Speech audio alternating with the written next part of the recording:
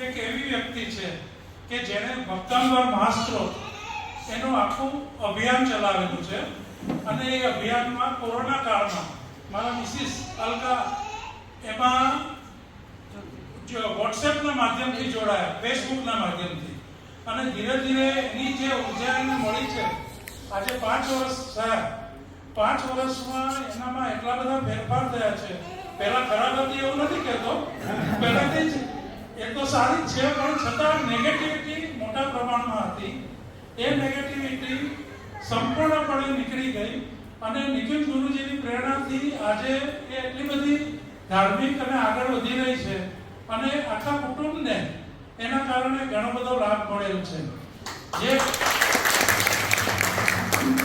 અમે અમારા ઘરે પણ નિકુંજ ગુરુજીની પધરામણી કરી, એના લાભ અમને પણ મળ્યા, અમારા આજુબાજુવાળાને પણ મળ્યા અને અમારા સંબંધીઓને પણ ઘણા બધા મળ્યા અને એમના ફોલોઅર વધ્યા છે. ખરેખર આમાં ખૂબ ચમત્કાર છે અને ગુરુજીની સાધનાથી અમને ખૂબ ખૂબ લાભ થયો છે.